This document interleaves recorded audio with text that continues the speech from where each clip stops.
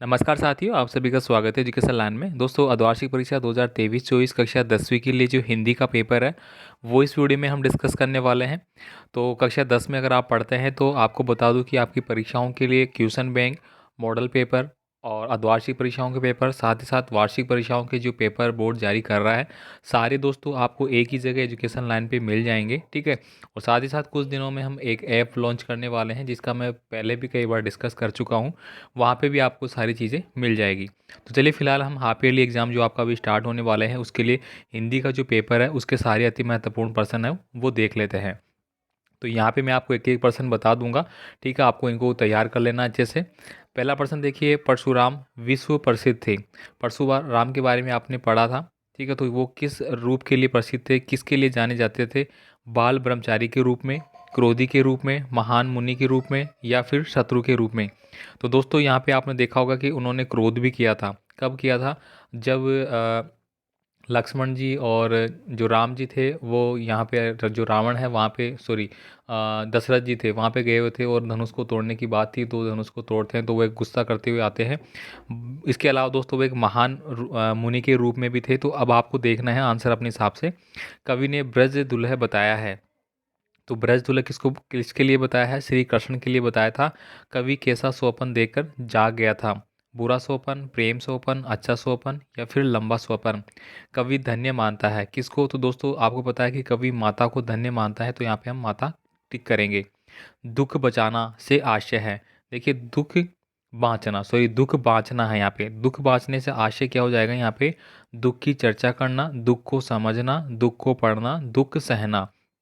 तो दुख को बाँचना का मतलब हो गया कि दुख को समझना। ठीक है, बाँचना यहाँ पे पढ़ना नहीं लिया गया है, समझने से लिया गया है। आगे देखिए, यहाँ पे अगला है, मुख्य गायक के स्वर को कौन पुनः दोहराता है? तो यहाँ पे वादकार, संगतकार, नियोक्ता, श्रोता, कौन दोहराता है? यहाँ पे देखिए अगला है, क्षितिज खंड से, पान वाला का जो स्वभाव था वो किस प्रकार का था? फादर बुल्के की मृत्यु हुई थी, वो कहाँ पे हुई थी? कैंसर से हुई थी, जहरबाद से हुई थी, बुखार से, या फिर कोरोना से? नौबत खाने में इबादत जो पाठ है उसका किससे संबंध है? मनुष्य द्वारा आत्मविश्वास के साधनों का प्रयोग किया जाता है, तो किसके लिए किया जाता है? इसके बाद देखिए यहाँ पे गौरव, गंवारों की भाषा कहा गया है, तो किसको वह कहा गया है भाई? लेखिका मनु भंडारी का जन्म है वो कहाँ पे हुआ था? भोलानाथ का सबसे अधिक जो लगाव था वो किससे था? माता के साथ था, पिता के साथ था, बहन के साथ था, या फिर भाई के साथ था? नई दिल्ली में सब कुछ था लेकिन क्या नहीं थी? तो दोस्तों नाक नहीं थी। नाक का मतलब है कि वहाँ पे जो आपकी जो इज्जत वगैरह है, प्रशंसा है, वो नहीं थी। नाक कहानी पढ़ी होगी आपने, जॉर्ज की नाक वाली। यहाँ पे देखिए कुछ पॉइंट इंडिकेट किए गए हैं। बादलों का चंद्रमा रो रहे थे राष्ट्रभाषा के रूप में, इन्हीं के हिसाब से आपको यहाँ पे फील करना है। राधिका की परछाई के समान किसके समान प्रतीत हो रही थी? तो दोस्तों चंद्रमा के समान या फिर बादलों के समान। उत्साह कविता में आह्वान किया गया है, तो किसका आह्वान किया गया है भाई? इसके बाद देखिए, बेटे की मृत्यु पर भगत क्या कर रहे थे? रो रहे थे। फादर हिंदी भाषा को क्या किसके रूप में देखना चाहते थे? तो राष्ट्रीय भाषा के रूप में। तो देखिए यहाँ पे राष्ट्रीय भाषा अगर रो रहे थे, अब दो बच गए। तो यहाँ पे देखिए उत्साह कविता में चंद्रमा का आह्वान किया गया है और ये बादलों के समान लग रहे थे। अब देखिए यहाँ पे सही वाक्य पर सही टिक लगाना है आपको। ठीक है, 19 नंबर का क्वेश्चन है यहाँ पे, उपसर्ग शब्द। तो यहाँ पे पूछा जा रहा है उपसर्ग शब्द के पूर्व में लगाए जाते हैं। तो दोस्तों आपको उपसर्ग और पढ़ते आपने पढ़े थे, तो बिल्कुल सही बात है, उपसर्ग शब्द के पहले लगाए जाते हैं। नेक्स्ट प्रश्न है यहाँ पे, प्रत्यय शब्द के अंत में लगाए जाते हैं। तो ये बात भी सत्य है कि प्रत्यय है वो शब्द के अंत में लग के उसका अर्थ बदल देते हैं। कन्यादान कविता में माँ का बेटी से लगाव नहीं था, तो यहाँ पे बताना है कि लगाव था या नहीं। तो था बिल्कुल गलत हो जाता है। शिशु को देखकर कवि उदास हो जाता है। इसके बाद देखिए यहाँ पे अगला है मेरा, अपठित गद्यांश आपको दिया गया है जिसको पढ़ने के बाद आपको कुछ प्रश्नों के आंसर देना होगा। यहाँ पे देखिए, किसान का जीवन बनाने में ही भारत का सर्वोदय है, वह अपना काम चतुरता से करता है। मतलब किसान के बारे में यहाँ पे कुछ बताया गया है। तो यहाँ पे देखिए पहला क्वेश्चन है, किसान किस प्रकार के घर, सॉरी, किसान किस प्रकार के बनाए घर में रहता है? तो इसका भी आंसर यहाँ आपको मिल जाएगा, वह झोंपड़ी में रहकर अपना गुजारा करता है। मतलब वो घास फूस और मिट्टी से बनाए जो घर है उनमें रहता है। तो देखिए यहाँ पे हो जाएगा, ये देखिए उनके घर बांस बल्लियों से, घास फूस और मिट्टी से बनाए जाते हैं। किसान के जीवन की कुंजी क्या है? तो दोस्तों लास्ट लाइन है, आत्मनिर्भरता भारतीय किसान के जीवन की कुंजी है। वह अच्छी बातों को किस प्रकार सीखता है? तो देखिए वह अच्छी बातों को किस प्रकार सीखेगा उसका भी आंसर आपको यहाँ पे मिल जाएगा। ठीक है, अब यहाँ पे देखिए अगला जो 200 आपको एक दिया गया है, कौन सा, अपठित पद्यांश। अब दोस्तों यहाँ पे मैं आपको जो PDF फाइल है उसका पासवर्ड बता देता हूँ एक बार। तो दोस्तों PDF फाइल के पासवर्ड के लिए आपको टाइप करना होगा एजुकेशन लाइन। ठीक है, फिर टाइप करना होगा, आपका हिंदी का पेपर है इसलिए यहाँ पे हमने एच लिखा है और कक्षा 10 के लिए है तो फिर आपको 10 लगाना है। इस प्रकार पहला जो वर्ड है एजुकेशन लाइन, लगभग आपकी जो भी मैं PDF फाइल है आपको शेयर कर रहा हूँ उनका एजुकेशन लाइन वाला जो ये वर्ड है ये सबका सेम रहेगा। आगे के वर्ड मैं चेंज करता हूँ, जैसे 10वीं क्लास के लिए हिंदी का है तो एच रहेगा और फिर 10 रहेगा, एच कैपिटल में आपको लगाना है। अभी आप देखिए अपठित पद्यांश को पढ़कर निम्न प्रश्नों के उत्तर आपको देने हैं।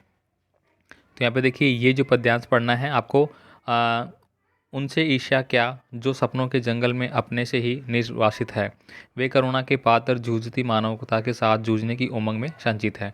तो यहाँ से प्रश्न पूछे जा रहे हैं जिनका आंसर आपको देना है। इसके बाद देखिए यहाँ पे अगला क्वेश्चन है, कवि कन्यादान कविता के माध्यम से क्या संदेश देना चाहता है, कवि ने उत्साह और आशा का संदेश क्यों दिया था, शिशु कार्य को एकटक क्यों देख रहा था।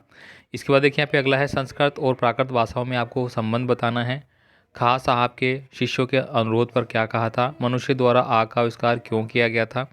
अब यहाँ पे देखिए कर्तिका से लिए गए हैं, दुलारी को टन्नू के प्यार में क्या विशेषताएं दिखाई देती है, पर्वतीय पत्रों के छोरी क्षेत्रों के बच्चों का जीवन कैसा होता है, जॉर्ज पंचम की नाक को लेकर आंदोलन और क्यों और किसने किसके द्वारा किया गया था, भोलानाथ कभी माँ की पकड़ में आ जाता था तो माँ क्या करती थी।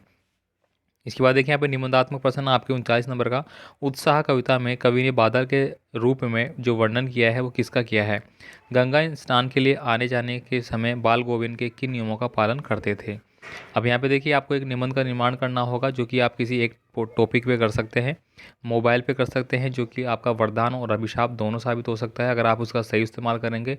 तो जैसे कि आप पढ़ाई के लिए यूज़ कर रहे हैं, ठीक है, तो बिल्कुल आपके लिए वरदान है। अगर आप खाली रील ही देखते हैं पूरे दिन तो वो आपके लिए अभिशाप बन जाएगा।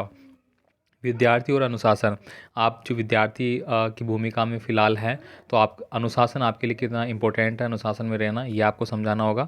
समय का सदुपयोग के बारे में हो गया। ठीक है, अब यहाँ पे देखिए पत्र लेखन दिया गया है, पत्र लेखन आपको यहाँ पे कोई भी करना होगा। एक देखिए बड़े भाई की विवाह पर अपने मित्र को आमंत्रित करने वाला हो गया, या फिर एक क्या हो गया यहाँ पे स्वयं को पुस्तक विक्रेता, मतलब आपको एडवर्टाइजमेंट है वो करना है। ठीक है, विज्ञापन लिखना है तो विज्ञापन आप अच्छे से तैयार करना, यही आपका मोस्ट रहेगा। इससे आपका एग्जामिनर पे अच्छा इफेक्ट पड़ेगा और आपको नंबर अच्छे मिलेंगे, मैं पहले बता देता हूँ। यहाँ पे देखिए अगले हैं लास्ट प्रश्न आपके, व्याकरण संबंधी प्रश्न पूछे जा रहे हैं। संधि की परिभाषा और भेदों के नाम लिखना है, दीर्घ संधि और गुण संधि की परिभाषा लिखना है।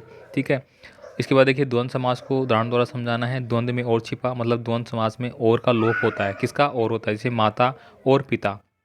ठीक है, दिन और स्लेश करके फिर रात लिखते हैं अपन, तो दिन और रात। ठीक है, यहाँ पे देखिए द्विगु समास और बहुव्रीहि समास की परिभाषा उदाहरण देना है। द्विगु समास में दोस्तों आपका क्या आता है, गणनाएं आती है, मतलब जो गणित के अक्षर है, संख्याएं वो आती है। ठीक है, बहुव्रीहि समास में क्या होता है, कोई अन्य ही अर्थ निकलता है, जैसे कि मैंने लिखा लंबोदर।